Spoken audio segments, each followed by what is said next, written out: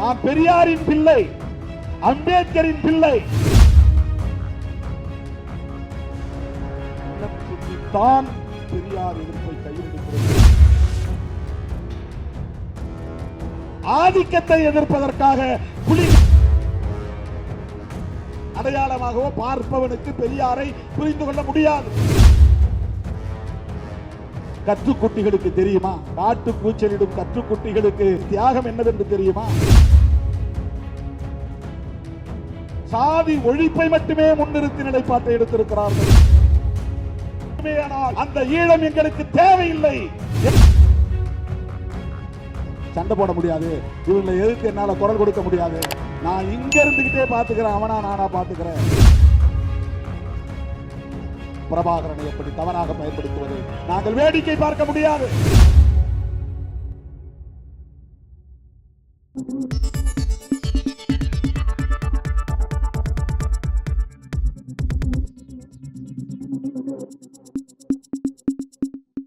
கொம்பனாலும் பெரியாரியத்தை வீழ்த்த முடியாது, அசைக்க முடியாது என்பதை நான் உறுதிப்படுத்த கடமைப்பட்டு இருக்கிறேன்.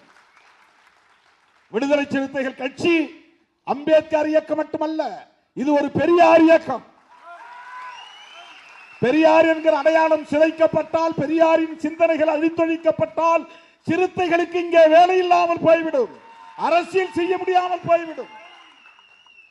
எங்களின் அரசியல் ஆதாரமே பெரியாரும் அம்பேத்கரும் தான்.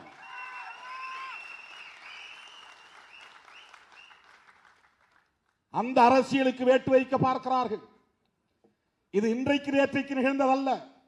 பெரியார் வாழ்ந்த காலத்திலேயே பெரியாருக்கு நேருக்கு நேராகவே அவரை மிக கேவலமாக விமர்சித்திருக்கிறார்கள், எதிர்த்து அரசியல் செய்திருக்கிறார்கள். அவற்றை எல்லாம் ஒரு பொருட்டாகவே எடுத்துக்கொள்ளாதவர் தந்தை பெரியார். ஒரு சூத்திரன் பெரியார் மொழியில் சொன்னால், ஒரு ஓபிசி இன்றைய மொழியில் சொன்னால் அதர் பேக்வர்ட் கம்யூனிட்டி. கடலூரிலே அவர் பேசிக் கொண்டிருந்த போதே மலத்தை எடுத்து அவர் மீது வீசினான். தன் மீது மனித கழிவு வீசப்பட்டது என்பதை தெரிந்தும் கூட அதனால் ஆத்திரப்படாத தந்தை பெரியார், கூட்டம் கலைந்துவிடக் கூடாது, தன் உரை பாதியிலேயே நின்றுவிடக் கூடாது என்கிற பொறுப்புணர்வோடு தன் உடையில் போர்த்தியிருந்த ஜமுக்காலம் அந்த போர்வையை கொண்டு அந்த மலத்தை நரகளை மூடிக்கொண்டு பிறகு அரை மணி நேரம் பேசியிருக்கிறார். அவர்தான் பெரியார். பேசி முடித்த பிறகுதான் தன் மீது நரகள் வீசப்பட்டது என்பதை அவர் மற்றவர்களுக்கு சொல்லி இருக்கிறார். செருப்படுத்தி வீசியிருக்கிறார்கள், அழுகிய முட்டைகளை கொண்டு வீசியிருக்கிறார்கள். இவற்றையெல்லாம் எந்த பார்ப்பனரும் செய்யவில்லை. பார்ப்பனர்களின் ஏவலாட்களாக இந்த பிற்படுத்தப்பட்ட மிகவும் பிற்படுத்தப்பட்ட சமூகத்தில் பிறந்த சகோதரர்கள் தான், பெரியார் மொழியில் சொல்ல போனால் சூத்திரர்கள் தான் அவருக்கு எதிராக இந்த நடவடிக்கைகளை எல்லாம் செய்திருக்கிறார்கள். அரசியல் ரீதியாக சிலம்பு செல்வர் என்று போற்றப்பட்ட மாப்போசி அவர்களை முன்னிறுத்தி பெரியாருக்கு எதிரான அரசியலை செய்ய வைத்தார்கள். யார் செய்தது? இன்றைக்கு இருக்கிற விகடன் குழுமம் அன்றைக்கும் இருந்தது. அவர்கள் பெரியாருக்கு எதிரான அரசியலை செய்தார்கள். டி கிருஷ்ணமாச்சாரி, கல்கி கிருஷ்ணமூர்த்தி, இந்த பெரியவர்கள் எல்லாம் பெரியாருக்கு எதிரான அரசியலை மாப்போசியை கொண்டு செய்தார்கள். மாப்போசியின் பிள்ளை இன்றைக்கு அப்படியே செய்கிறது. யார் என்று உங்களுக்கு தெரியும். அதே வழியில் தான் அவர், அதே திசை வழியில் தான் அவர் பயணிக்கிறார். அண்ணன் திருமாவளவனும் பெரியார் தான் என்று சொன்னால் திருமாவளவன் மயங்கி விடுவான் என்று கருதுகிறார்கள். அல்லது திருமாவளவனை ஆதரிப்பவர்கள் மயங்கி போவார்கள் என்று யாரோ சொல்லி தந்திருக்கிறார்கள். திருமாவளவனும் திருமாவளவனோடு களமாடக்கூடிய எந்த தோழனும் அவ்வளவு எளிதாக இலகுவாக இந்த மாய்மால வித்தைகளுக்கு ஒருபோதும் மயங்கிவிட மாட்டார்கள் என்பதை நான் பதிவு செய்ய விரும்புகிறேன். நாங்கள் வெறும் வாக்கு வங்கிக்காக அரசியல் செய்யவில்லை, சில தொகுதிகளுக்காக நாங்கள் அரசியல் செய்யவில்லை, அதிகார தேடலுக்காக நாங்கள் அரசியல் செய்யவில்லை. புரட்சியாளர் அம்பேத்கரும் தந்தை பெரியாரும் கண்ட கனவை நனவாக்குவதற்காகத்தான் விடுதலை சிறுத்தைகள் களத்தில் நிற்கிறோம்.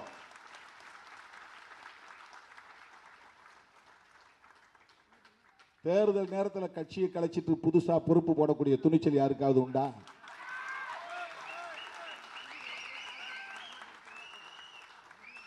மாவட்ட செயலாளர்கள் எல்லா கட்சியிலும் ஒரு ரெவன்யூ மாவட்டத்துக்கு ஒருத்தர் 2 பேர் தான். இந்தியாவுக்கே வழிகாட்டக்கூடிய வகையில் ஒரு சட்டமன்ற தொகுதிக்கு ஒரு மாவட்ட செயலாளர், 234 மாவட்ட செயலாளர்களை அறிவித்துவிட்டு வந்து நான் மேடையிலே நிற்கிறேன். ஒரு சட்டமன்ற தொகுதி தான் உனக்கு போய் வேலை செய்ய, தொகுதி மாவட்ட செயலாளர். எங்களுக்கு நிலப்பரப்பு குறைஞ்சு போச்சு அப்படின்னு சிலருக்கு அதிருப்தி இருக்கலாம். என்னை விட கீழான நிலையில் இருந்தவரெல்லாம் நீங்க மாவட்ட செயலாளர் ஆக்கிட்டீங்க என்று சில பேருக்கு வருத்தம் இருக்கலாம். ஆனால் என்னை ஏற்றுக்கொண்ட தோழர்கள் ஒருபோதும் இதற்காக வெளியேற மாட்டார்கள், விலக மாட்டார்கள். தொடக்கத்திலிருந்து நான் முதலாக இந்த இயக்கத்தின் தலைமை பொறுப்பை ஏற்ற நாளில் இருந்து புரட்சியாளர் அம்பேத்கரோடு தந்தை பெரியாரின் திருவுருவப் படத்தையும் பொறித்து துண்டறிக்கைகளை விநியோகித்து ஒவ்வொரு சேரிக்கும் கொண்டு போய் சேர்த்தவன் திருமாவளவன். இன்றைக்கு நேற்றுக்கல்ல, அப்ப நான் தேர்தல் பாதையை கூடாதுன்னு சொன்ன காலம், 10 ஆண்டு காலம் தேர்தல் பாதை வேண்டாம் என்று அரசியல் செய்த நேரத்தில் பெரியாரை, புரட்சியாளர் அம்பேத்கரை, இருவரும் ஆசான்களை கொள்கை ஆசான்கள் என்று பிரகடனம் செய்தவன் திருமாவளவன். பல பேர் விமர்சனம் செய்தார்கள், நான் அதை ஒரு பொருட்டாக எடுத்துக் கொள்ளவில்லை. அதே அடிப்படையில் தான் இன்றைக்கும் நாங்கள் இயங்கிக் கொண்டிருக்கிறோம். திராவிடம் என்கிற சொல் நிலப்பரப்பை குறிக்கும், அது ஒரு பார்வை. மொழிகளை அடையாளப்படுத்தும், அது ஒரு பார்வை. அதைவிட முக்கியமானது பெரியார் பார்வை என்னவென்றால் கருத்தியலை அடையாளப்படுத்தும் என்பதுதான், ஐடியாலஜிக்கல் ஐக்கன். திராவிடம் என்பதை பெரியார் பார்வை கொண்டு ஒரு கருத்தியலாகத்தான் அணுக வேண்டும். திராவிடத்தை வெறும் நிலப்பரப்பாகவோ, திராவிடத்தை வெறும் மொழி அடையாளமாகவோ பார்ப்பவனுக்கு பெரியாரை புரிந்து கொள்ள முடியாது. என்றைக்கு அவர் தெலுங்கர் என்கிற பற்று கொண்டு தெலுங்கர்களுக்காக பேசியிருக்கிறார், அல்லது கன்னடர் என்கிற பற்று கொண்டு கன்னடர்களுக்காக பேசியிருக்கிறார், தமிழர்களுக்காக யாரும் போராட முன்வரவில்லை என்பதனால் நான் அந்த சுமையை என் தோளில் போட்டுக் கொண்டு திரிகிறேன் என்று சொன்னவர் தந்தை பெரியார். நீங்க சொல்ற எவனும் தமிழர்களுக்காக போராட முன்வரவில்லை. பெரியார் மட்டும்தான் தியாகம் செய்தாரா, அவர் இல்லையா, இவர் இல்லையா என்றெல்லாம் கேள்வி எழுப்புகிறார்கள். அப்படி பார்த்தால் அண்ணன் பிரபாகரனோடு எத்தனையோ போராளிகள் உயிரிழந்திருக்கிறார்கள், ஈகம் செய்திருக்கிறார்கள். ஆனால் நாம் ஏன் பிரபாகரன் அவர்களை மட்டும் உயர்த்தி பிடிக்கிறோம்? அதுதான் அரசியல். பிரபாகரன் என்கிற அந்த மாமனிதரை, மேதகு அண்ணன் பிரபாகரன் அவர்களை சொன்னால் ஆயிரக்கணக்கான லட்சக்கணக்கான போராளிகளையும் குறிக்கும், அவ்வளவுதான்.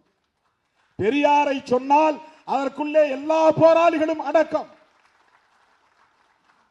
மொழிக்காக போராடியவர்கள், இன உரிமைகளுக்காக போராடியவர்கள், இந்தியை எதிர்த்து ஈகம் செய்தவர்கள், ஆரியத்தை பார்ப்பனியத்தை எதிர்த்து களமாடியவர்கள், இலக்கிய தலங்களில் பணியாற்றியவர்கள், அத்தனை பேரையும் குறிக்கும். வீம்புக்கு வரட்டுவாதம் செய்கிறார்கள். அதற்கு என்ன காரணம் என்றால், பெரியார் என்கிற அடையாளம் தான் உத்தரப்பிரதேசத்திலும் தாக்கத்தை ஏற்படுத்துகிறது, பீகாரிலும் தாக்கத்தை ஏற்படுத்துகிறது, அகில இந்திய அளவிலும் உலக அளவிலும் இன்றைக்கு சுயமரியாதை குறித்த விவாதம் இன்றைக்கு உயர்த்தி பிடிக்கப்படுகிறது. சுவிட்சர்லாந்தில் தாவோஸ் என்கிற இடத்தில் நடைபெறுகிற ஒரு பொருளாதார மாநாட்டில் பேசிய கனடிய பிரதமர் சுயமரியாதை தான் மனிதனுக்கு முதன்மையானது என்று பேசியிருக்கிறார் என்றால் அங்கே பெரியார் எதிரொலிக்கிறார். அரசியல் களத்தில் சுயமரியாதையை ஒரு பேசுவிடும் பொருளாக்கியவர், ஒரு விவாதத்திற்குரிய கோட்பாடாக மாற்றியவர். செல்ஃப் ரெஸ்பெக்ட் என்கிற இந்த சொற்றொடரை அரசியல் அரங்கில் புழக்கத்திற்கு கொண்டு வந்தவர், அறிமுகப்படுத்தியவர் தந்தை பெரியார். தோழர்களே, திராவிடம் என்பதை வெறும் மொழி அடையாளமாகவோ நிலப்பரப்பு என்கிற அடையாளமாகவோ தந்தை பெரியார் பார்க்கவில்லை. அது மதராஸ் மாகாணமாக இருந்த காலம். பிரிட்டிஷார் ஆட்சியில் இருந்தபோது Madras presidency, Bombay presidency, Kolkata presidency, central province, united province, இப்படி இந்தியாவில் பல மாகாணங்கள் பிரிட்டிஷ் ஆட்சி எல்லைக்குட்பட்ட பகுதிகள் இருந்தன. அதுதான் பிரிட்டிஷ் இந்தியா. திருவாங்கூர் சமஸ்தானம் அது சமஷ்டி, அது தனி ஆட்சி நிர்வாகத்தை கொண்டது. ஹைதராபாத் நிஜாம் தனி ஆட்சி நிர்வாகம் கொண்டது. மைசூர் மகாராஜா தனி ஆட்சி, அது ஒரு சமஸ்தானம். இதுபோல் எண்ணற்ற பல சமஸ்தானங்கள் இந்தியாவிலே உண்டு. ஜம்மு காஷ்மீரில் சமஸ்தானங்கள் இருந்தன, நூற்றுக்கணக்கான சமஸ்தானங்கள் இருந்தன. அவையெல்லாம் நேரடியாக பிரிட்டிஷ் ஆட்சி எல்லைக்குட்பட்டவை அல்ல. அப்படிப்பட்ட மாகாணங்களில் ஒன்றுதான் மதராஸ் மாகாணம். அந்த மதராஸ் மாகாணத்திற்குள் அப்போது ஆட்சி எல்லைக்குள்ளே இருந்த மக்கள் தெலுங்கு பேசினார்கள், மலையாளம் பேசினார்கள், தமிழ் பேசினார்கள், கன்னடம் பேசினார்கள். ஆகவே அவர்கள் ஒரே நிலப்பரப்புக்குள்ளே இருந்ததனால் தமிழ்நாட்டில் அனைத்து துறைகளிலும் அவர்களால் பங்கேற்க முடிந்தது, பங்களிப்பு செய்ய முடிந்தது. நாடு மொழி அடிப்படையிலே பிரிந்த பிறகு யாரும் இங்கே தெலுங்கர்கள் குடியேறவில்லை. மொழிவாரி மாகாணம் பிரிந்த பிறகு மலையாளிகள் இங்கே குடியேறிவிடவில்லை. இன்றைக்கு வட இந்தியர்கள் குடியேறுகிறார்கள், தொழிலாளர்கள் என்கிற பெயரில் இங்கே வந்து அமர்கிறார்கள். மார்வாடிகள் இந்த விடுதலைக்கு பிறகு பல பேர் வந்திருக்கிறார்கள். மொழிவாரி மாகாணமாக பிரிக்கப்பட்ட பிறகு பல பேர் புலம்பெயர்ந்து வந்திருக்கிறார்கள். இது வேறு. ஆனால் மதராஸ் மாகாணமாக இருந்த போதே இந்த மொழி பேசக்கூடிய அந்தந்த பகுதிகள் பிறகு ஆந்திராவாக, அதன் பிறகு முதலில் பிரிந்தது ஆந்திரா தான். மொழி அடிப்படையிலே ஒரு மாநிலம் உருவானது ஆந்திரா. அதன் பிறகுதான் கர்நாடகம், அதன் பிறகுதான் கேரளம். இப்படி மாநிலங்கள் பிரிந்தன. இந்த மாநிலங்கள் பிரிந்து போன எச்சம்தான் திரும்ப சென்னை மாகாணம் என்று அழைக்கப்பட்டது. ஏனென்றால் இதுக்கு பழைய பெயரை சென்னை மாகாணம் தான். வட இந்தியாவுக்கு போனால், டெல்லிக்கு போனால் மதராசி என்று சொன்னால் சென்னையிலிருந்து வந்தவர் என்று பொருள் அல்ல. இந்த பெரிய மாகாண பகுதியில் இருந்து வந்திருக்கிற ஆந்திரனையும் குறிக்கும், அதாவது தெலுங்கனையும் குறிக்கும், கன்னடனையும் குறிக்கும், மலையாளியையும் குறிக்கும், தமிழனையும் குறிக்கும். மதராசினா, மதராசி என்கிற சொல் இத்தனை பேரையும் குறிக்கிற சொல். இவர்கள் பிரிந்து போன பிறகு எஞ்சிய பெயர் சென்னை மாகாணம் என்பது. ஆகவே அதை தமிழ்நாடு என்று பெயர் சூட்ட கோரிக்கைகள் அவ்வப்போது எழுந்தன. அண்ணா ஆட்சியில் இருந்த காலத்தில் அதிகாரபூர்வமாக, சட்டப்பூர்வமாக தமிழ்நாடு என்று இதற்கு பெயர் சூட்டப்பட்டது. இது வரலாறு. ஆனால் பெரியாரும் அண்ணாவும் கலைஞரும் தமிழர்கள் இல்லை. அதனால்தான் இவர்கள் திராவிடர்கள் என்று தங்களை அடையாளப்படுத்திக் கொண்டார்கள். அதனால்தான் இவர்கள் திராவிடம் என்கிற அரசியலை உயர்த்தி பிடித்தார்கள். அண்ணாவையும் இவர்கள் விட்டு வைக்கவில்லை. அவரும் தெலுங்கு முதலியாராம்.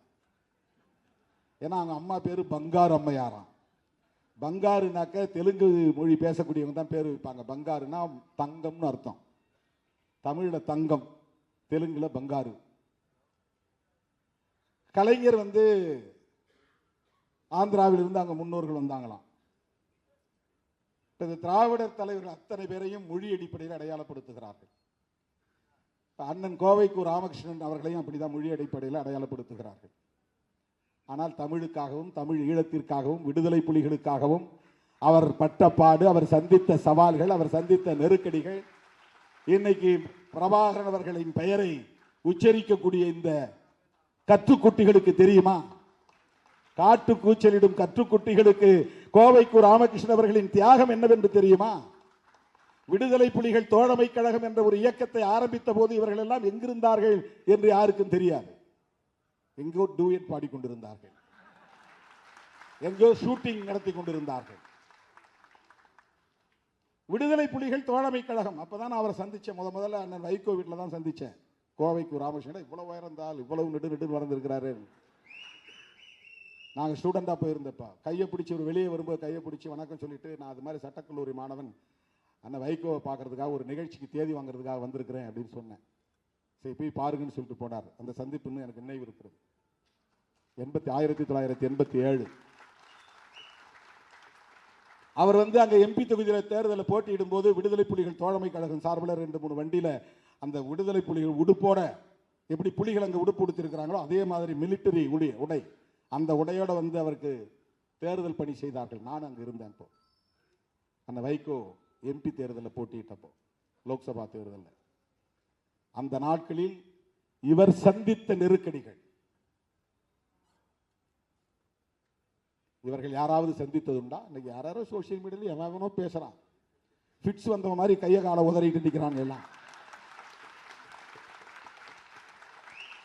கையை காலை உதறிட்டு அடித்தொண்டையால காட்டு கூச்சல் இட்டால் எல்லாம் மக்கள் ஏமாந்து விடுவார்கள் என்று கருதுகிறார்கள். கண்டவெல்லாம் பேசுறான், எவனோ பேசுறான், உள்நோக்கம் கற்பிக்கிறான். அவருக்கு என்ன தேவை வந்தது? தமிழர்களை வீழ்த்த வேண்டும் என்று, தமிழர்களை ஒடுக்க வேண்டும் என்று. அவர் என்ன பதவிக்கு ஆசைப்பட்டாரா?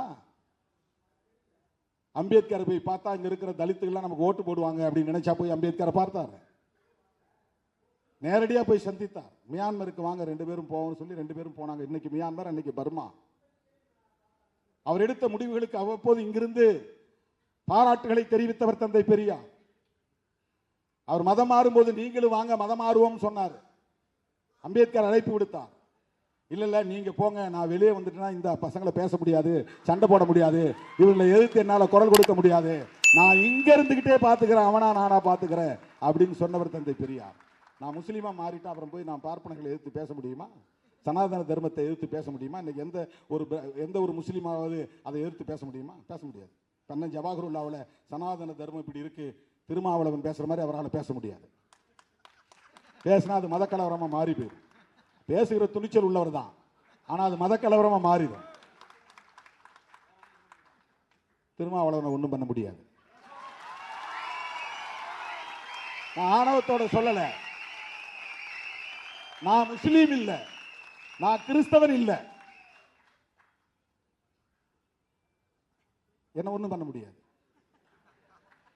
நான் பெரியாரின் பிள்ளை, அம்பேத்கரின் பிள்ளை, அவ்வளவுதான் என்னுடைய அடையாளம், அவ்வளவுதான் என்னுடைய அடையாளம். வேற எந்த அடையாளம் எனக்கு கிடையாது. எனக்கு சாதி ஒரு அடையாளம் கிடையாது, மதம் ஒரு அடையாளம் கிடையாது. எனக்கு மொழி என்பது மட்டும், மொழியும் கூட எனக்கு அடையாளம் கிடையாது. ஆனால் மொழி உரிமைக்காக போராடுவேன், அது என்னுடைய கடமை. இன உரிமைக்காக போராடுவேன், அது எனக்கு கடமை. விடுதலை புலிகளை ஆதரிப்பது நான் வெறும் மொழி உணர்வால் அல்ல, இன உணர்வால் அல்ல, சிங்கள பௌத்த பேரினவாதத்தின் ஆதிக்கத்தை எதிர்ப்பதற்காக புலிகளுக்கு நாங்கள் ஆதரவு தெரிவிக்கிறோம். ஒரு தேசிய இன விடுதலைக்கான போராட்டம் என்கிற முறையிலே புலிகளை ஆதரிக்கிறோம். அண்ணன் பிரபாகரன் அவர்களை ஆதரிக்கிறோம். அண்ணன் ஏதோ சொன்னார் என்றார். எனக்கு தெரிஞ்சு என்கிட்ட பேசின மாதிரி மற்றவங்கிட்ட பேசினாரான்னு எனக்கு தெரியாது. 2002 ஒரு முறை 1 மணி நேரத்திற்கு மேலாக அண்ணன் பிரபாகரன் அவர்கள் என்னை அழைத்து பக்கத்தில் அமர வைத்துக் கொண்டு அந்த ராணுவ மிடுக்கான உடையோடு அமர்ந்து கொண்டு 1 மணி நேரம் சாதி அரசியல் குறித்து பேசினார். இவர்கிட்ட தான் பேசினாரான்னு ஒரு ஆள் அறிக்கை கொடுத்தான். என்கிட்ட தான் பேசினார். நான் நீங்க தான் சொல்றீங்களா அவர் உயிரோட இருக்கிறாருன்னு. உயிரோட இருந்தா என்னைக்காவது ஒரு நாள் சொல்லுவார், திருமாவளவன் சொன்னது அத்தனை உண்மை, ஒன்றும் புனைவு இல்லை என்பதை சொல்லுவார். என்கிட்ட பேசினார். என்கிட்ட முதல் வார்த்தையை கேட்டார், திண்ணியத்துல வாயில மலத்தை திணிச்சவன் உயிரோட இருக்கிறானான்னு கேட்டார். என்னால அந்த செய்தியை படிச்சுட்டு 3 நாள் தூங்க முடியல, சாப்பிட முடியல. அவனை எப்படி இன்னும் விட்டு வச்சிருக்கிறீங்கன்னு கேட்டார். புரட்சியாளன் எந்த மூலையில் இருந்தாலும் அவன் ஒடுக்குமுறைகளுக்கு எதிராக சிந்திப்பான் என்பதற்கு அண்ணன் பிரபாகரன் ஒரு அடையாளம், ஒரு சான்று. அடுத்த கேள்வி கேட்டார், இவ்வளவு மோசமான ஒரு நிலை அங்கே இருந்த போதும் ஒரு அரசியல் கட்சி தலைவர் கூட இதை கண்டித்து அறிக்கை விடவில்லையே, என்ன அரசியல் தமிழ்நாட்டில் நடக்கிறது, எப்படி அவர்களால் இதை சகித்துக் கொள்ள முடிகிறது? இந்த கேள்வியை கேட்டவர் அண்ணன் பிரபாகரன். மதனி அவர்களை காதலித்ததை, அதனால் இருந்த சிக்கலையும், அதனை ஒட்டி அவர் எடுத்த நடவடிக்கைகளையும் பல நிமிடங்கள் என்னோடு பகிர்ந்து கொண்டார். இதை உங்களை போன்ற ஆட்கள்கிட்ட பேச மாட்டார். நீங்கள் எல்லாம் சனாதனவாதிகள் என்பது அவருக்கு தெரியும், பேச மாட்டார். வேறு யாரோடும் இதை பகிர்ந்திருக்க வாய்ப்பில்லை. என்னிடத்தில் பேசினார். மதிவதரி அவர்களை நான் காதலித்ததால் அவருடைய தந்தையே எங்கள் காதலை ஏற்றுக்கொள்ளவில்லை. மானுடத்தின் தமிழ்க்கூடல் முடிந்ததும் நான் வன்னிக்கு சென்று அவரை சந்தித்த போது, அண்ணா உங்கள் மாமனாரை சந்தித்தேன் என்று சொன்னதும் அடுத்த நொடியே அவர் ஒரு வார்த்தை சொன்னார். நான் அதிர்ந்து போனேன். அதன் பிறகு அந்த காதல் குறித்தும் காதல் தொடர்பான பிரச்சனைகள் குறித்தும் அதனையொட்டி அவர் எடுத்த நடவடிக்கைகள் குறித்தும் வல்வெட்டி துறையிலே 14 பேரை நான் சுட்டுக் கொன்றேன் என்று சொன்னார். எவனும் இதை மறுக்க முடியாது. சாதிக்கு எதிரான நடவடிக்கை. மதிவதனை சார்ந்த சமூகம் நான் இல்லை என்பதனால் என்னை தலைவனாக ஏற்றுக்கொள்ள இந்த மண்ணில் பெரும் தயக்கம் இருந்தது. காலப்போக்கில் அது தகர்ந்து போனது. நீங்களும் அந்த பொறுமையை கடைபிடிக்க வேண்டும். தமிழ்நாடு உங்களை ஏற்கிற காலம் வரும் என்று சொன்னார் அண்ணன் பிரபாகரன். என்னிடத்தில் பகிர்ந்து கொண்டார். இயக்கத்திற்குள்ளே சாதி யாரும் பார்ப்பதில்லை. சாதி அடிப்படையில் எந்த பிரச்சனையும் எழுந்ததில்லை. காதல் என்று வருகிற போது விரும்புகிறவர்கள் திருமணம் செய்ய இயக்கத்திலே சுதந்திரம் உண்டு. அதை நாங்கள் அனுமதிக்கிறோம். இயக்கத்தை தாண்டி சாதி பிரச்சனை வந்தால், எங்கள் காதுக்கு வந்தால், அடுத்த நாளே அந்த இடத்தில் எங்கள் இயக்கம் நிற்கும். அங்கு சாதி ஆணவத்திற்கு எதிரான நடவடிக்கைகளை இயக்கம் மேற்கொண்டிருக்கிறது என்று விவரித்தார். இன்றைக்கு சாதி பிரச்சனைகள் என்பது ஒரு கட்டுக்குள்ளே இருக்கிறது. இந்த இயக்கம் வலிமை பெற்றிருப்பதனால். ஏன் இவ்வளவு பேசினார் தெரியுமா? அதற்கும் ஒரு காரணம் இருக்கிறது. மானுடத்தின் தமிழ்க்கூடல் மாநாட்டிலே நான் பேசுகிற போது தமிழ்நாட்டிலிருந்து 5 பேர் போனோம். 5 பேரில் ஒரே ஒரு அரசியல் களப்பணியாளர் என்கிற முறையில் அழைக்கப்பட்டவன் நான் தான். கவிஞர் இன்குலாப், எழுத்தாளர் ஜெயபிரகாசம், அவரும் ஒரு கவிஞர் எழுத்தாளர். இயக்குனர் புகழேந்தி தங்கராஜ், திரைப்படத்துறையை சார்ந்தவர். ஓவியர் மருது, அவர் ஒரு கலைஞர். அரசியல் தளத்தில் யாரை அழைப்பது என்று தெரியவில்லை என்று புதுவை ரத்தினதுரை அவர்கள் போய் அண்ணனிடத்திலே சொன்னபோது ஒரு சீட்டிலே எழுதி கொடுத்தாராம். அவரே சொன்னது, புதுவை ரத்தினதுரையே சொன்னது. கலை இலக்கிய கழகத்தின் பொறுப்பாளர் அவர்தான். அவரே சொன்ன வார்த்தை, நாங்கள் என்ன செய்யறது, யாரை கூப்பிடுறதுன்னு தெரியாம போய் குழம்பிக்கிட்டு இருந்தோம். ஒரு சீட்டை எடுத்து எழுதி கொடுத்தாரு. பிரிச்சு பார்த்தா திருமாவளவன் பேர் இருந்தது. திருமாவளவனை மானுடத்தின் தமிழ்க்கூடல் மாநாட்டிற்கு அழையுங்கள் என்று சொன்னவர் அண்ணன் பிரபாகரன் அவர்கள். அந்த மாநாட்டில் நான் பேசுகிற போது அப்ப எனக்கு சரியான தலைவலி, எனக்கு சைனஸ் தலைவலி. வல்வெட்டி துறையெல்லாம் போயிட்டு வந்த உடனே மேடையில் பேச சொல்லிட்டாங்க. பேசும்போது நான் சொன்னேன், புலிகளை பார்த்து நான் கேட்கிறேன், அண்ணன் பிரபாகரன் அவர்களுக்கு நான் ஒரு கோரிக்கை வைக்கிறேன். நீங்கள் இந்த யுத்தத்தில் வெற்றி பெற்று தமிழ் ஈழம் மலர்ந்தால் அந்த ஈழம் சாதியற்ற ஈழமாக இருக்குமா என்கிற கேள்வியை எழுப்பினேன். இன்றைக்கு பெரியாரை பற்றி ஆழமாக படிக்கிற போது அவற்றையெல்லாம் படிக்காத நிலையில் பெரியாரை போல் திருமாவளவனும் சிந்தித்திருக்கிறானே என்று நான் எனக்குள் பெருமைப்பட்டுக் கொண்டேன். ஏனென்றால் அவர் எந்த நிலை எடுத்தாலும் சாதி ஒழிப்பை மட்டுமே முன்னிறுத்தி நிலைப்பாட்டை எடுத்திருக்கிறார் தந்தை பெரியார். அதுதான் ரொம்ப முக்கியமானது. அப்ப ஈழம் விடுதலை அடைந்தான், அந்த ஈழத்தில் சாதி இருக்குமா இருக்காதா அந்த கேள்வி எழுப்பி நான் சொன்னேன். இங்கிருந்து அயல் நாடுகளுக்கு போனவர்கள் நிலபுலத்தை விட்டுவிட்டு போயிருக்கிறார்கள், ஆடு மாடு உள்ளிட்ட கால்நடைகளை விட்டுவிட்டு போயிருக்கிறார்கள், உற்றார் உறவினர்களை விட்டு போயிருக்கிறார்கள். ஆனால் சாதியை விட்டு போயிருக்கிறார்களா என்று தெரியாது. அவர்கள் திரும்பும் போது சாதியோடே வந்தால் தமிழீழம் என்னவாகும் என்ற கேள்வியை எழுப்பியவன் திருமாவளவன். 2002 விடுதலை புலிகளின் மாநாட்டில், மானுடத்தின் தமிழ்க்கூடல் மாநாட்டில் மலரப்போகும் தமிழீழத்தில் சாதி இருக்குமா இருக்காதா என்ற கேள்வியை எழுப்பினேன். நான் பேசி முடித்தவுடன் ஆவேசத்தோடு வந்து அண்ணன் புதுவை ரத்தினதுரை அவர்கள் என் கையில் இருந்த ஒளிபேங்கியை பிடித்து பிடுங்கி பேசினார். எங்கள் தலைவர் பிரபாகரன் சாதி ஒழிப்புடன் கூடிய தமிழீழத்தை வென்றெடுக்கவே போராடுகிறார். நாளை மலரவிருக்கிற தமிழீழத்தில் சாதி இருக்குமே, ஆனால் அந்த ஈழம் எங்களுக்கு தேவையில்லை என்று பேசியவர் புதுவை ரத்தினதுரை. தோழர்களே, இந்த பேச்சுதான் அவருடைய காதுக்கு போயிருக்கிறது. அதனால்தான் இந்த மாநாடு முடிந்து நான் அவரை சந்தித்து பேசிய போது நெடுநேரம் என்னிடத்தில் சாதியை பற்றிய உரையாடினார். தமிழீழத்தில் சாதி இருக்காது என்பதை உறுதிப்படுத்தினார். சாதியால் தான் சிதறி கிடக்கிறோம் என்பதை திரும்ப திரும்ப சொன்னார். தமிழ்நாட்டில் உங்களை ஏற்கிற காலம் வரும், அதுவரையில் பொறுமையாக இருக்க வேண்டும் என்று சொன்னார். இதெல்லாம் 100% உண்மை. அண்ணன் என்னோடு பேசியது 100% உண்மை. இன்னும் பல விவரங்கள், அதையெல்லாம் நான் சொல்ல விரும்பவில்லை. ஆனால் இன்றைக்கு பேசுகிறவர்கள் அண்ணன் சொல்லித்தான் பெரியார் எதிர்ப்பை கையில் எடுக்கிறோம் என்று சொன்னால் இது எவ்வளவு பெரிய அயோக்கியத்தனம்.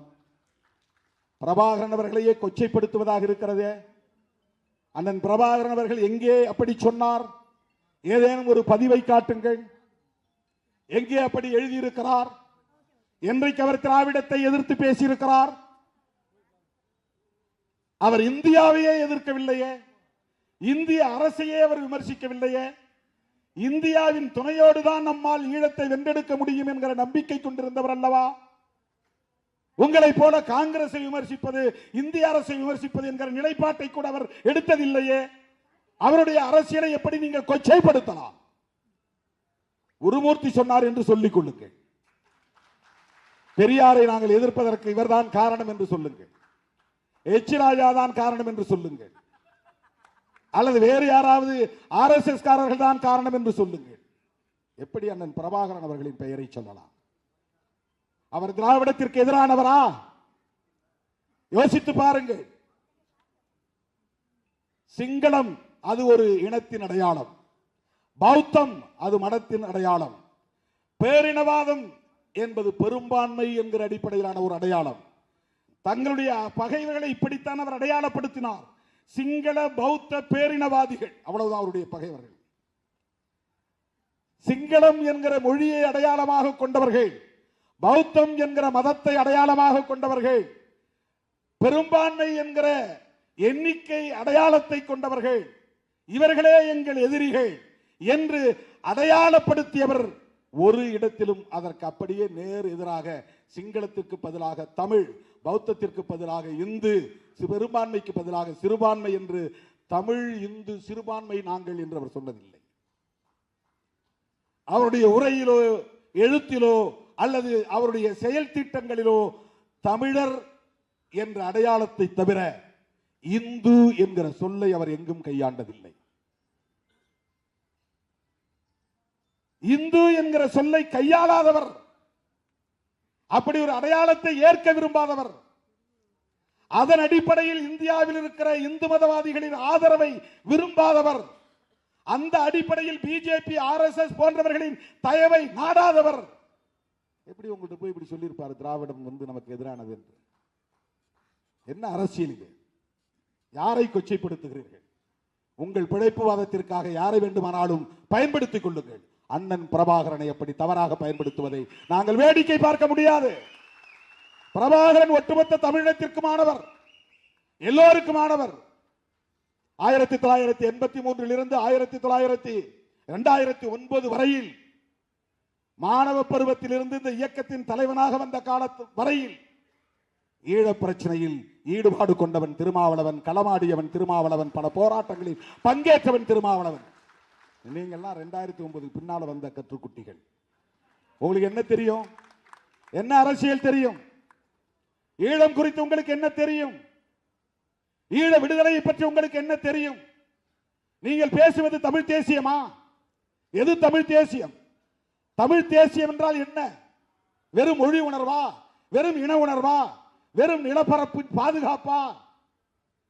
தமிழ் தேசியத்தின் உண்மையான எதிரி என்பது வெளிப்படையாக சொல்ல விரும்புகிறேன், கருத்தியல் புரிதலுக்காக சொல்ல விரும்புகிறேன். தமிழ் தேசியத்தின் எதிரியை இந்திய தேசியமாகத்தான் இருக்க முடியும். தெலுங்கு தேசியமோ மலையாள தேசியமோ இருக்க முடியாது. இந்திய தேசியத்தை எதிர்க்கிற அரசியல் தான் தமிழ் தேசிய அரசியல். ஏனென்றால் இந்திய தேசியம் என்பது மொழி வழி அடிப்படையிலான தேசியத்தை ஒருபோதும் ஏற்காது. மொழி வழி அடிப்படையில் மாநிலங்கள் பிரிப்பதை கூட ஒத்துக்கொள்ளாது.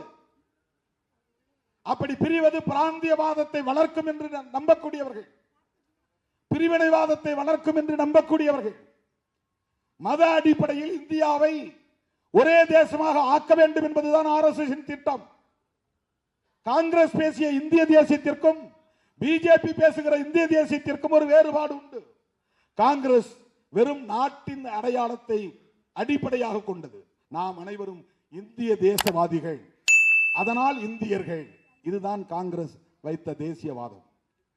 நீ தமிழ் பேசினாலும் சரி, மலையாளம் பேசினாலும் சரி, மராத்தி பேசினாலும் சரி, குஜராத்தி பேசினாலும் சரி, நீயும் இந்தியன் நானும் இந்தியன், வெள்ளையடை வெளியேற்ற போராடுவோம் வாருங்கள். இது காங்கிரஸ் முன்வைத்த தேசியவாதம். பிஜேபி முன்வைக்கிற தேசியவாதம் அப்படி அல்ல. பிரிட்டிஷாரை எதிர்ப்பது அவருடைய நோக்கம் இல்லை. ஏனென்றால் பிரிட்டிஷார் இல்லை. ஆனால் ஒரு தேசத்தை கட்ட வேண்டும். அம்பேத்கரும் ஒரு தேசத்தை கட்ட விரும்புகிறார், பெரியாரும் ஒரு தேசத்தை கட்ட விரும்புகிறார். காங்கிரசும் ஒரு தேசியவாதத்தை தேசத்தை கட்ட விரும்புகிறது. பிஜேபியும் ஒரு தேசத்தை கட்ட விரும்புகிறது. ஒவ்வொருவருக்கும் ஒவ்வொரு பார்வை. அம்பேத்கர் எப்படிப்பட்ட தேசத்தை கட்ட விரும்பினார் என்றால், அவர் விரும்பியது பௌத்த இந்தியாவை கட்டமைக்க வேண்டும் என்பது. பௌத்தம் என்பது மதத்தின் அடிப்படையில் அல்ல. அம்பேத்கர் சொல்லுவது பௌத்த இந்தியா என்றால் சமத்துவ இந்தியா என்பதுதான் அம்பேத்கரின் தேசியவாதம். அவருடைய தேசியவாதம் சமத்துவ தேசியவாதம். இந்தியாவில் பிறப்பின் அடிப்படையில் உயர்வு தாழ்வு இருக்கக்கூடாது. இந்தியாவுக்கு மதம் இருக்கக்கூடாது. இந்த அரசு ஒரு மதசார்பற்ற அரசு. ஆகவே மதச்சார்பின்மை என்பதை முதன்மை கோட்பாடாக உயர்த்தி பிடித்தவர் புரட்சியாளர் அம்பேத்கர் அவர்கள். இது எவ்வளவு பெரிய துணிச்சல்! உலகத்தில் எல்லா நாடுகளுக்கும் ஸ்டேட் ரிலிஜன் உண்டு. அம்பேத்கர் அந்த இடத்தில் இருந்ததால் இந்தியாவுக்கு ஸ்டேட் ரிலிஜன் இல்லை என்கிற முடிவை எடுத்தார். காங்கிரஸோடு எங்களுக்கு முரண்பாடு உண்டு. ஈழத்தமிழர் விவகாரத்தில் காங்கிரஸை நாங்கள் கடுமையாக எதிர்த்திருக்கிறோம். திமுக கூட்டணியில் இருந்து விடுதலை சிறுத்தைகளை வெளியேற்றுங்கள் என்று 2009 தேர்தலின் போது வேலூர் ஞானசேகரன் போன்றவர்கள் சட்டப்பேரவையிலேயே என்னை பெயரை சொல்லி எதிர்த்து பேசியது இன்றைக்கும் அவை குறிப்பில் இருக்கிறது. போகிற இடங்களில் எல்லாம் பேச்சாளர்கள், பத்திரிகையாளர்கள் மத்தியிலே திருமாவளவனை வெளியேற்ற வேண்டும், அவன் புலிகளின் ஆதரவாளன் என்று பேசினார்கள். கருத்துரிமை மாநாடு புல்லாரெட்டி அவனியூரில் நடத்திய போது அந்த மாநாட்டுக்கு தடை விதிக்க வேண்டும் என்று பேசிய இயக்கம் காங்கிரஸ். ஏனென்றால் நாங்கள் புலிகளின் ஆதரவாளர்கள் என்பதால் மட்டுமே. அப்படி காங்கிரஸோடு எங்களுக்கு பல முரண்பாடுகள் உண்டு, காந்தியோடு முரண்பாடுகள் உண்டு. ஆனாலும் இன்றைக்கு காங்கிரஸோடும் காந்தியோடும் நாங்கள் ஒரு உறவை பேணுகிறோம் என்று சொன்னால் அதற்கு காரணம் அம்பேத்கர் முன்மொழிந்த மத சார்பின்மைக்கு காந்தியடிகளும் பண்டித ஜவஹர்லால் நேரு அவர்களும் இந்திரா காந்தி அம்மையார் அவர்களும் அவருடைய வாரிசு ராஜீவ் காந்தி அவர்களும் ஒரே நிலைப்பாட்டில் உறுதிப்பாட்டோடு இருந்தார்கள் என்பதுதான். இந்தியாவுக்கு நோ ஸ்டேட் ரிலிஜன், இந்தியாவுக்கு ஒரு அரச மதம் வேண்டாம், இந்திய அரசுக்கு ஒரு மதசார்பு அடையாளம் தேவையில்லை, இது மதசார்பற்ற அரசு. இந்த கருத்திலே அம்பேத்கர் அவர்களுக்கு ஒத்துழைத்தது நேருவும் காந்தியும். காந்தியடிகள் ஒரு மதவாதி தான், சனாதனவாதி தான். தன்னைத்தானே அப்படித்தான் அவர் அடையாளப்படுத்திக் கொண்டார். சனாதன தர்மத்தின் மீது எனக்கு நம்பிக்கை உண்டு என்று சொன்னார். பிறப்பின் அடிப்படையில் இந்த தீண்டாமை கூடாதே தவிர பாகுபாட்டை நாம் தவிர்க்க முடியாது, இது கர்மத்தின் வினைப்பயன் என்று சொன்னவர் காந்தியடிகள். அப்படிப்பட்டவர் விடுதலை பெற்ற இந்தியாவுக்கு மதம் வேண்டாம், இந்த அரசு ஒரு மதசார்பற்ற அரசு என்கிற அம்பேத்கரின் நிலைப்பாட்டுக்கு உடன்பட்டவர் காந்தி. அதனால் தான் நாத்துராம் கோட்சேவை வைத்து அந்த பார்ப்பனரை வைத்து சுட்டுக் கொன்றார்கள். காந்தியடிகளை சுட்டுக் கொன்றது ஒரு பார்ப்பனர். RSS இந்து மகா சபை ரெண்டும் ஒன்றுதான். வெவ்வேறு இயக்கமா இருந்தாலும் ரெண்டும் ஒன்றுதான். மதச்சார்பில்லை. அம்பேத்கர் விரும்பிய தேசியவாதம் சமத்துவ தேசியவாதம். தந்தை பெரியார் விரும்பிய தேசியவாதம். இந்தியாங்கிற ஒரே நாடு இருந்தாலும், அல்லது திராவிட நாடாக இருந்தாலும், அல்லது தமிழ்நாடாக இருந்தாலும் அவருடைய ஒரே கண்டிஷன் ஜாதி ஒழியணும். ஜாதி ஒழிந்த திராவிட நாடு. ஏன்னா அவன் வடநாட்டுக்காரனோடு நம்ம சேர்ந்திருந்தா அவனுடைய புராண குப்பைகள்லாம் இங்க வந்து சேருது, அவன் ஆக்கிரமிப்பு பண்றான், அவன்கிட்ட நாம விடுபடுவோம், உடைச்சிட்டு வெளியே வருவோம். நாம தக்ஷண இந்தியா, தட்சிண இந்தியா, தென்னிந்தியா, தட்சிணம் என்றால் தெற்குன்னு அர்த்தம், தட்சிண இந்தியா, தட்சிண பாரத். பாரத்ங்கிற சொல்லில் அம்பேத்கருக்கு உடன்பாடே கிடையாது. பாரதம் அவர் சொல்ல விரும்பல. இவங்கெல்லாம் கட்டாயப்படுத்தி இந்தியா அல்லது பாரத் அப்படின்னு எழுத வச்சாங்க. பாரதம் என்கிற சொல்லே மகாபாரதத்தை அடையாளப்படுத்துவது அல்லது பரதன் ஆண்ட தேசம் இது என்கிற கதையை, புராணத்தை, புனைவை ஒத்துக்கொள்வது என்று கருதி இந்த பெயரை அவர் விரும்பவில்லை. இந்தியா என்பது ஆங்கில பெயர், அதனால் அது கூடாது என்றார்கள் அப்போதே. இன்னைக்கு இருக்கிற RSS இல்லை, அப்ப யாரும் இல்லை. அப்பவே இந்த மாதிரி இயக்கம் கிடையாது, பிஜேபி கிடையாது.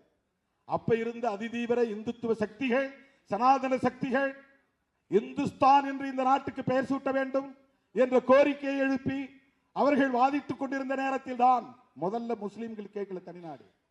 இந்தியாவுக்கு இந்துஸ்தான் பெயர் வைக்க சொல்லி இந்துத்துவ சக்திகள் போராடிய பிறகுதான் முஸ்லிம்களுக்கே அந்த எண்ணம் வருது. சரி, எங்களுக்கு பாகிஸ்தான் கொடுங்கன்னு கேட்டாங்க. அதுவரையிலும் அவங்க முதல்ல இந்த நாட்டை பிரிக்கணும் முயற்சி பண்ணல. இந்த நாட்டை இந்துக்களின் தேசம்னு மாத்துறதுக்கு முயற்சி செய்த போது, அப்படின்னா எங்களுக்கு தனியா கொடுத்துங்க, நாங்க போயிடுறோம் அப்படிங்கிற சிந்தனை ஜின்னாவுக்கு உதித்தது இவர்களால் தான். ஆக அம்பேத்கர் பேசிய தேசியவாதம் சமத்துவ தேசியவாதம், பெரியார் பேசிய தேசியவாதம். ஒரு கட்டத்தில் தமிழ்நாடு தமிழ் இருக்கேங்கிறார், இன்னொரு கட்டத்தில் திராவிட நாடு கோரிக்கை வைக்கிறார், இன்னொரு கட்டத்தில் இந்தியாவில் பார்ப்பனர்கள் தவிர அத்தனை பேரும் திராவிடர் தாயா, சாதி ஒழிப்பை ஏத்துக்கிறவன் எல்லாம் ஒன்னா சேருவோம் வாங்க அப்படின்னு சொன்னார். சாதி ஒழிப்பை ஏத்துக்கிறவன், பார்ப்பனியத்தை எதிர்க்கிறவன், ஆரியத்தை எதிர்க்கிறவன், சனாதன தர்மத்தை எதிர்க்கிறவன், பார்ப்பன ஆதிக்கத்தை எதிர்க்கிறவன் அவ்வளவு பேரும் ஒன்னா சேருவோம் வாங்க, அகில இந்திய அளவில் ஒன்னா சேருவோம் வாங்க. இதுதான் பெரியார், இதுதான் பெரியார். அவருக்கு மொழி அடையாளம் கிடையாது, அவருக்கு மதம் அடையாளம் கிடையாது. பார்ப்பனர்கள் மீது தனிப்பட்ட முறையில் ஒரு குறிப்பிட்ட சாதியின் மீது வெறுப்பு கிடையாது. அவர்களின் ஆதிக்கத்தை எதிர்க்க வேண்டும். ராஜாஜி முதலமைச்சராக இருந்த போது மொத்தமே 8 அமைச்சர் தான், பேரவைத் தலைவர், அப்புறம் மேலவைத் தலைவர், இந்த மாதிரி மொத்தம் 10 பேர். அந்த 10 பேர்ல 6 பேர் பார்ப்பனர்கள். அமைச்சரவையில் 6 பேர் பார்ப்பனர்கள். அந்த அளவுக்கு ஆதிக்கம் இருந்தது. எந்த துறையை எடுத்துக்கொண்டாலும் பார்ப்பனர்கள். நீதித்துறையாக இருந்தாலும், நிர்வாகத்துறையாக இருந்தாலும், பத்திரிகை துறையாக இருந்தாலும், அத்தனை துறைகளிலும் பார்ப்பனர்களின் ஆதிக்கமே கொட்டமடித்தது. பள்ளி கல்வி ஆசிரியர்கள் நியமனத்தில் பார்ப்பனர்கள், கல்லூரி பேராசிரியர்கள் நியமனத்தில் பார்ப்பனர்கள், துணைவேந்தர்கள் நியமனத்தில் பார்ப்பனர்கள். இந்த பார்ப்பனர்களின் ஆக்கிரமிப்பையும் ஆதிக்கத்தையும் எதிர்க்க வேண்டும் என்பதில் தான் அவர் குறியாக இருந்தார். தோழர்களே, வரலாற்றை நாம் தோண்டி தோண்டி பார்க்கிற போது நமக்கு வியப்பாக இருக்கிறது. ஒரு கட்டத்தில் மறைமலையடிகளும் திருவி கல்யாண சுந்தரம் அவர்களும் பெரியாரை ஆதரிக்கிறார்கள். எப்போன்னா மகாபாரதத்தையும் ராமாயணத்தையும் கடுமையாக அவர் விமர்சிக்கிறார். கவனமாக கேளுங்க, இதெல்லாம் ரொம்ப முக்கியமான அரசியல். ஏனென்றால் சனாதன சக்திகள் நாளுக்கு நாள் இங்கே வலுப்பெற்று வருகிறார்கள். அதற்கு காரணம் மாப்போசியின் வாரிசுகள் மறுபடியும் இங்கே வலுப்பெற்று விட்டார்கள். அதுதான் அடிப்படை. மாப்போசி பெரியவர் தான், அவருடைய தியாகமும் போற்றுதலுக்குரியதுதான். ஆனாலும் அவர் அன்றைக்கு பார்ப்பன ஆதிக்கத்தை எதிர்க்காமல் மொழி அடிப்படையிலே தனித்தமிழ் அரசு வேண்டும் என்ற கோரிக்கையை முன்வைத்தவர், மறந்துவிடக் கூடாது. அவருக்கு இந்துத்துவ எதிர்ப்போ, பார்ப்பன ஆதிக்க எதிர்ப்போ அல்லது பார்ப்பனிய கோட்பாட்டு எதிர்ப்போ அவருக்கு இல்லை. இதுதான் பெரியார் மாறுபடுகிறார், இதில்தான் அவர் வேறுபடுகிறார். பெரியார் ராமாயணத்தை எதிர்த்த போது, பெரியார் மகாபாரதத்தை எதிர்த்த போது ஆதரித்த மறைமலையடிகள், திருவி கல்யாண சுந்தரம் போன்றவர்கள் தன்னை ஆதரிக்கிறார்கள் என்று இவரும் மகிழ்ச்சியில் இருந்தார். அதன் பிறகு அவருக்கு புரிஞ்சுட்டு எப்படின்னா, சைவம் ஒரு கட்டத்தில் மகாபாரதத்தையும் ராமாயணத்தையும் எதிர்க்கிற முயற்சி எடுத்தது.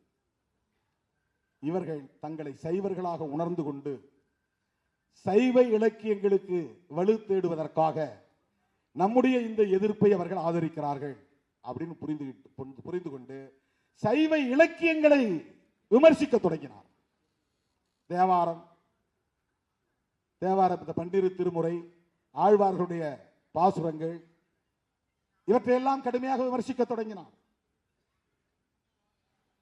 உடனே மறைமலையடிகளும் திருவிக்காவும் பின்வாங்கிக் கொண்டார்கள், பெரியாரை விமர்சிக்க தொடங்கிட்டாங்க. இந்த அரசியலை புரிஞ்சுங்க. பெரியார் எப்படி செயல்பட்டார் என்பதற்கு இது ஒரு சான்று.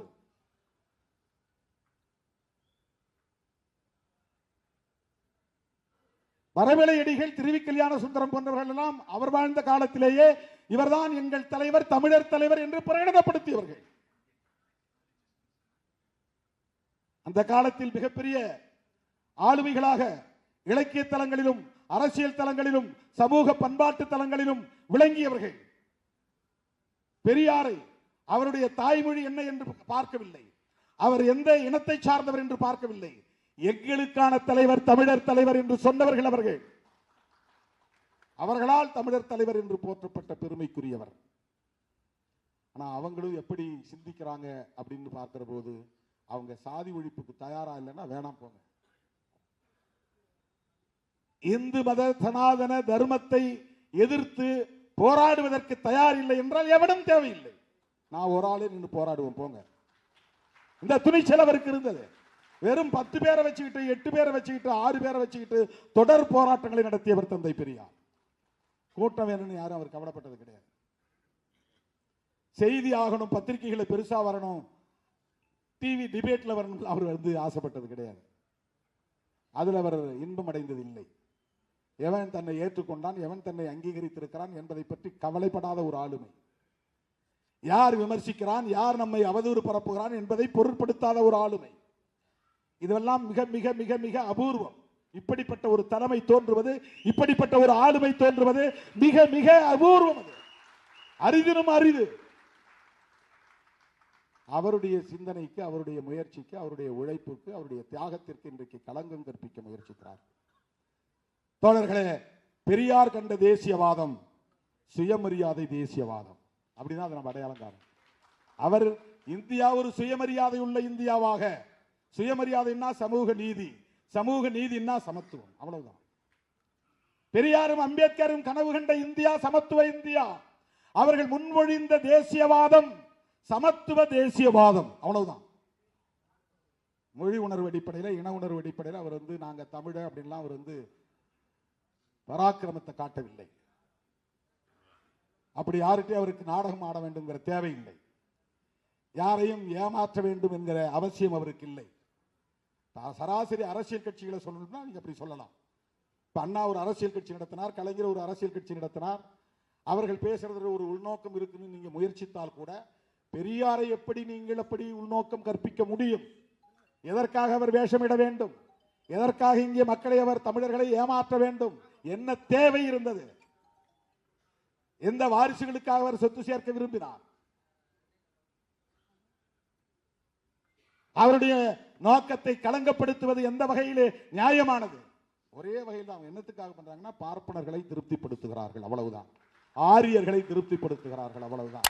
அவர்கள் எழுதி தருகிற அஜெண்டா படி செயல்படுகிறார்கள், அவ்வளவுதான். இது ரொம்ப சிம்பிளா நீங்க புரிஞ்சுக்கணும். எவன் ஒருத்தன் பிஜேபி எதிர்க்கிறது தயங்குறானோ அவன் அவர்களால் உருவாக்கப்பட்டவன் என்று பொருள்.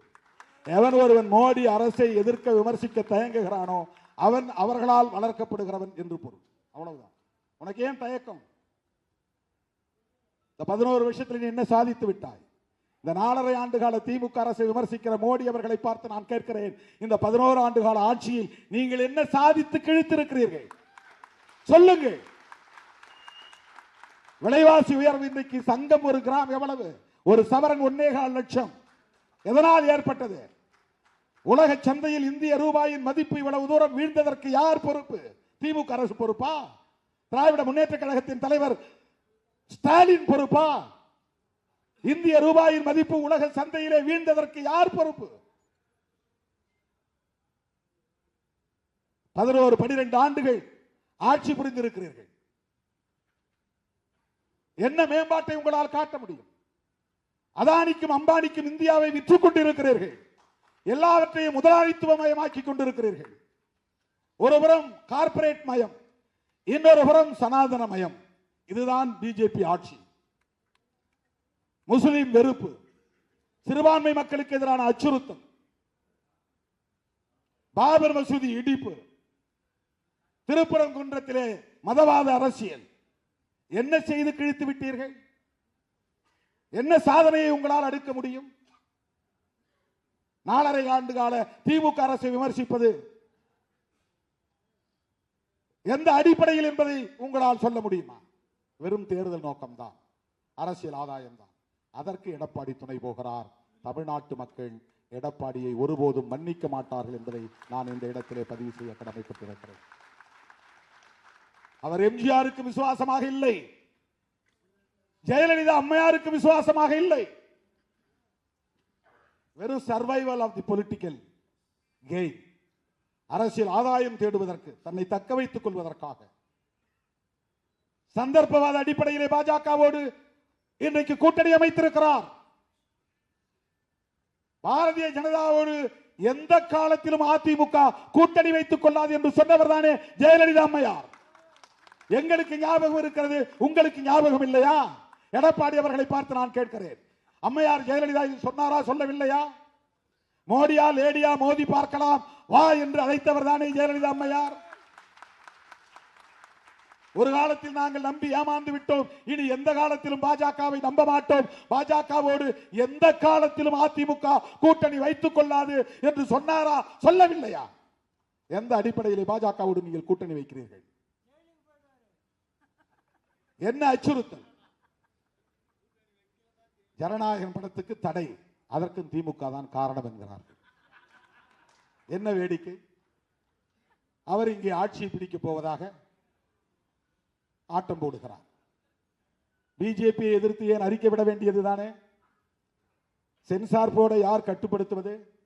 நீதிமன்றத்திலே உமக்கு எதிராக வழக்கு தீர்ப்பை தருவது யார்? அதற்கும் திமுக அரசுக்கும் என்ன சம்பந்தம்? ஏன் பிஜேபியை எதிர்க்க முடியவில்லை? ஏன் மோடியை எதிர்க்க முடியவில்லை? இன்னும் தேர்தலுக்கே நீங்கள் வரவில்லை, அதற்குள்ளேயே இவ்வளவு பயந்தால் எப்படி எதிர்காலத்தில் நீங்கள் அரசியல் செய்ய போகிறீர்கள்?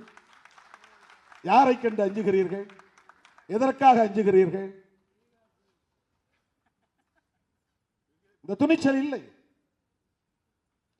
இந்தியாவிலேயே இன்றைக்கு இரண்டு மாநிலம் தான், தமிழ்நாடும் கேரளாவும் தான் மோடி எதிர்ப்பில், பாஜக எதிர்ப்பில், RSS எதிர்ப்பில் இன்றைக்கும் உடும்பு பிடியாக இருக்கிற மாநிலங்கள்.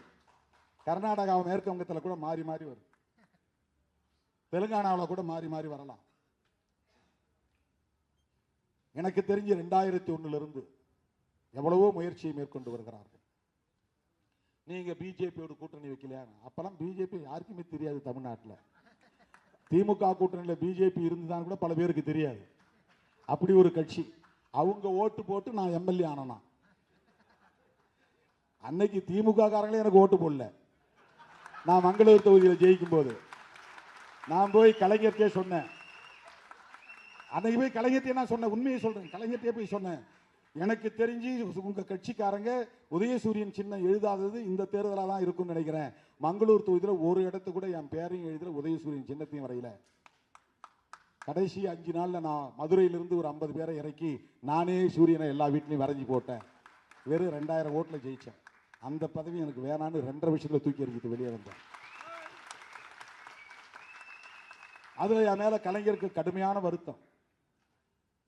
பல வருஷம் கழிச்சு ரவிக்குமார் செல்வம் தான், செல்வ பெருந்தகை அவர்கிட்ட நான் போய் சொல்லியிருக்கிறேன், அப்போ உங்க தலைவர் செஞ்சது சரியில்லை, என்கிட்ட ஒரு வார்த்தை கூட சொல்லலை, ரிசைன் பண்ணிட்டு போயிட்டாரு, எனக்கு அது பெரிய வலி வருத்தம் அப்படின்னு சொல்லியிருக்கிறார். திமுகவே எனக்கு ஓட்டு போடும் போது பிஜேபிக்கு மங்களூர் தொகுதியில் ஒரு ஆள் கூட கிடையாது. அங்க அந்த இப்படி ஒரு கட்சி இருக்கிறதே 2001 யாருக்கும் தெரியாது. ஆனா அப்பவே நான் சொன்னேன், என்ன சொன்னேன்னா, திமுக கூட்டணியில் சேருவீங்களான்னு பத்திரிகையாளர்கள் கேட்டப்ப நான் சொன்னேன், அந்த கூட்டணியில் அப்ப நான் சொன்னேன் 2001 நாங்கள் 99 தான் தேர்தல் அரசியலுக்கு வரோம். 2001 சொன்னது திருமாவளவன். இன்னைக்கு நான் சொல்றேன், அந்த கூட்டணியில் பிஜேபி இருக்கு, அதனால எனக்கு அந்த கூட்டணியில் சேர விருப்பம் இல்லைன்னு சொன்னேன். கலைஞர்கிட்ட கேட்டிருக்காங்க, கலைஞர் பத்திரிகையாளர்கிட்ட சொல்றாரு, திருமாவளவன் எங்களோட தானே கூட்டணி வச்சுக்க போறாரு, பிஜேபியோட வச்சுக்க போறாரு, அவங்க ஒரு கட்சி, அவங்க எங்கேயோ ஒரு மூலையில் உட்கார போறாங்க, திருமாவளவன் எங்களோட வரலாம், தாராளமா வரட்டும், அவர் வந்தா நாங்கள் வரவேற்க தயாராக இருக்கிறோம் அப்படின்னு சொன்னார். அன்னைக்கே திருமாவளவன் சொன்ன வார்த்தை, பிஜேபி இருக்கிற அணியில் திருமாவளவன் இருக்க மாட்டான் என்று சொன்னார். அன்னைக்கு எங்களுக்கு அரசியல் புதுசு. அதன் பிறகு ஒரு உறுதியான முடிவை நாங்கள் எடுக்கிறோம். அதுக்கு பிறகு நாங்கள் அவங்கள்ட்ட போயிட்டு, அன்னைக்கு தான் இருந்துட்டோம், இன்னைக்கு நாங்கள் உங்களோட சேர்ந்துட்டு வரோம், எங்களுக்கு எப்படியாவது 4 சீட்டு கிடைச்சா போதும், 2 சீட்டு கிடைச்சா போதும், அல்லது நான் மட்டும் எம்எல்ஏ ஆனா போதும் அப்படின்னு நான் போய் பல்ல இழிக்கல. அப்படி போய் யாருக்கிட்ட நிக்கல. பிஜேபியை எதிர்க்காமல், இந்திய தேசியத்தை எதிர்க்காமல், மோடியை எதிர்க்காமல் ஒருவன் தமிழ் தேசியம் பேசுகிறான் என்றால் அது போலி தமிழ் தேசியம். இந்திய தேசியத்தை எதிர்ப்பதுதான் இன்றைக்கு இந்த கால பொருத்தத்தில் இந்திய தேசியம் என்பது பாஜக முன்வைக்கக்கூடிய இந்து தேசியவாதம். காந்தி வைத்தது நாட்டின தேசியவாதம், இந்தியன் என்கிற தேசியவாதம், இந்தியன் நேஷனலிசம். அம்பேத்கரும் பெரியாரும் வைத்தது சமத்துவ தேசியவாதம். பிஜேபி வைப்பது இந்துத்துவா நேஷனலிசம். இந்துயிசம் வேற, இந்துத்துவா வேற. அதுல நீங்க ஒரு தெளிவுக்கு வரணும். இந்துயிசம்ங்கிறது சாதாரண ஒரு இந்துவின் நம்பிக்கையை பொறுத்தது, நம்பிக்கையோடு தொடர்புடையது. இப்போ எங்க அம்மா ஒரு இந்து கடவுள் மீது நம்பிக்கை வைக்குது, எல்லா கோயிலுக்கும் போகுது. எப்படியாவது என் பிள்ளைக்கு நல்ல புத்தி கொடு, அவன் சீக்கிரம் ஒரு கல்யாணம் பண்ணட்டும் அப்படின்னு 21 முறை சமயபுரம் கோயிலுக்கு ஆத்தாளுக்கு போய் சாமி கும்பிட்டுச்சு. அதுக்கு ஒரு நம்பிக்கை அது. அப்புறம் யாரோ சொன்னாங்கன்னு காளஹஸ்திக்கு போச்சு, அந்த கோயிலுக்கு போயிட்டு வந்தா கல்யாணம் நடந்துருன்னு. அப்புறம் திருக்கடையூருக்கு போனா கல்யாணம் நடக்கும்னு யாரோ சொன்னாங்க, அங்க போறாங்க. அப்புறம் சூரியனார் கோயிலில் போங்க, அங்க கட்டாயமா திருமணம் நடக்கும் உங்க பிள்ளைக்கு போனா. இது இந்துயிசம், அந்த நம்பிக்கை, அது ஹிந்துயிசம். இந்துக்களின் நம்பிக்கையோடு தொடர்புடையது இந்துயிசம். பிஜேபி பேசுவது இந்துயிசம் அல்ல, இந்துத்துவா. இந்து மக்களின் உணர்வுகளை அரசியல் ஆதாயத்திற்கு பயன்படுத்திக் கொள்ளுகிற அரசியல் நடவடிக்கை இந்துத்துவா. இந்துத்துவா என்றால் முஸ்லீம் வெறுப்பு, இந்துத்துவா என்றால் மசூதி இடிப்பு, இந்துத்துவா என்றால் கிறிஸ்தவ வெறுப்பு, இந்துத்துவா என்றால் இந்தியாவுக்கு புதிய அரசை, மதசார்புள்ள அரசை உருவாக்குவது. இந்துத்துவா என்றால் இந்தியாவின் பெயரை இந்துஸ்தான் அல்லது இந்து ராஷ்டிரா என்று மாற்றுவது. இந்துத்துவா என்றால் அம்பேத்கர் எழுதிய அரசியலமைப்பு சட்டத்தை தூக்கி எறிந்துவிட்டு புதிய மனுஸ்மிருதியை புதிய அரசியல் சட்டமாக ஆக்குவது. இந்துத்துவா என்றால் கோல்வாக்கரின் கனவை நனவாக்குவது. இந்துத்துவா என்றால் ஹெட்காவரின் அரசியலை மக்களிடத்தில் பரப்புவது. இந்துத்துவா என்றால் காந்தியை கொன்ற நாத்துராம் கோட்சேவை தேசபக்தன் என்று கொண்டாடுவது. இதுதான் இந்துத்துவா. நாங்கள் எதிர்ப்பது இந்துத்துவாவை. சாதாரண இந்து மக்களின் நம்பிக்கையை நாங்கள் விமர்சிக்கவில்லை. பெரியார் மாதிரி எங்களால் அவ்வளவு துணிச்சலா பேச முடியாது. அவருக்கு எந்த எதிர்பார்ப்பும் இல்லை. எங்களுக்கு அரசியல் ரீதியாக மக்களை அமைப்பாக்க வேண்டிய தேவை இருப்பதாக நாங்கள் களமாடுகிறோம். அவருக்கு அரசியல் ரீதியான தேவை இல்லை. நாம் போடுற விதை விருட்சமாக வளரும் என்ற நம்பிக்கை அவருக்கு இருந்தது. அவர் இந்த அரசியலை பேசும்போது இப்படியெல்லாம் இயக்கங்கள் உருவாகும் என்று அவர் ஒருபோதும் கற்பனை செய்திருக்க வாய்ப்பில்லை. அண்ணா உருவாவார், திராவிட முன்னேற்ற கழகம் உருவாகும், அதை ஒட்டி அதிமுக என்று இயக்கம் பல்கி பெருகும், அதே வரிசையில் திருமாவளவன் போன்றவர்கள் வருவார்கள் என்றெல்லாம் பெரியார் எண்ணி பார்த்திருக்க வாய்ப்பில்லை. அவர் போட்ட கருத்தியல் விதை இன்றைக்கு இவ்வளவு பெரிய அரசியலாக இன்றைக்கு உருவெடுத்திருக்கிறது, பல்கி பெருகி இருக்கிறது. ஆகவே தேசியவாதம் என்பதில் பல அணுகுமுறை இருக்கிறது, பல பார்வை இருக்கிறது. இவர்கள் பேசுகிற மொழி வழி தேசியம் இது. பிஜேபி பேசுவது மதவழி தேசியம், காந்தி பேசியது நாட்டின வழி தேசியம், அம்பேத்கரும் பெரியாரும் பேசியது கோட்பாட்டு வழி தேசியம். கோட்பாட்டு வழி தேசியம். தேசியவாதத்தில் இத்தனை வகை இருக்கு. தேசியவாதமே கூடாது என்று சொன்னவர் பெரியார். எனக்கு தேசம், அப்புறம் தேசியம், தேசியவாதம் இதெல்லாம் எனக்கு உடன்பாடு இல்லைங்கிறார். எவ்வளவு பெரிய அரசியல் ஞானி தந்தை பெரியார். நினைத்து பார்க்கிற போது நமக்கு வியப்பாக இருக்கிறது. இப்ப பிரபாகரன் பேசியது என்ன? வெறும் மொழி அடிப்படையிலான தேசியவாதம் இல்லை. அவர் தனிநாடு என்கிற முதன்மையான கோரிக்கையை வைத்து முன்மொழிந்த ஒரு தேசியவாதம். நீ பேசுற தமிழ் தேசியவாதத்தில் தனித்தமிழ்நாடு உண்டா?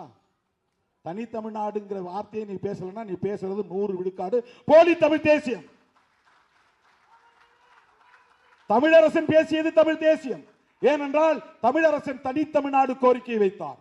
உன்னோட எவனோட என்னால சேர முடியாது. நீ வச்சிருக்கிற கான்ஸ்டிடியூஷன் வேண்டாம், உன்னுடைய பார்லிமெண்டரி டெமோக்ரசி எனக்கு வேண்டாம், இந்தியா என்கிற தேசத்தோடு நான் சேர மாட்டேன், வடக்கே இருக்கிற உனக்கு எனக்கு எந்த சம்பந்தமும் இல்லை, உன் அரசியல் வேறு என் அரசியல் வேறு, உன் பாரம்பரியம் வேறு என் பாரம்பரியம் வேறு, என்னுடைய வரலாறு வேறு உன் வரலாறு வேறு, எனக்கு இருக்கிற பின்னணி வேறு உனக்கு இருக்கிற பின்னணி வேறு, உன்னோடு என்னால் சேர்ந்து வாழ முடியாது, எனவே எங்கள் நாட்டை தனி நாடாக நாங்கள் பிரித்தெடுப்போம். அதுதான் தமிழரசன் முன்மொழிந்த தமிழ் தேசியம். அண்ணன் பிரபாகரன் பேசிய தமிழ் தேசியம் என்பதும் தனி ஈழம் என்பதுதான். சிங்களவனுக்கு எங்களுக்கு ஒருபோதும் ஒத்து போகாது. உன் வரலாறு வேறு, என் வரலாறு வேறு, உன்னுடைய பாரம்பரியம் வேறு, என்னுடைய பாரம்பரியம் வேறு. ஒட்டுமொத்த இலங்கையை கட்டி ஆண்ட தமிழ் இனம் எங்கள் இனம். இன்றைக்கு நாங்கள் வடக்கு கிழக்கு பகுதிகளில் சுருங்கி கிடக்கிறோம். எங்களை நீ ஆளம் கூடாது. பிரிட்டிஷார் உன் கையில் அதிகாரத்தை கொடுத்து விட்டு போய்விட்டான். நாங்கள் தனியே ஆண்ட இனம், நீங்கள் தனியே ஆண்ட இனம்.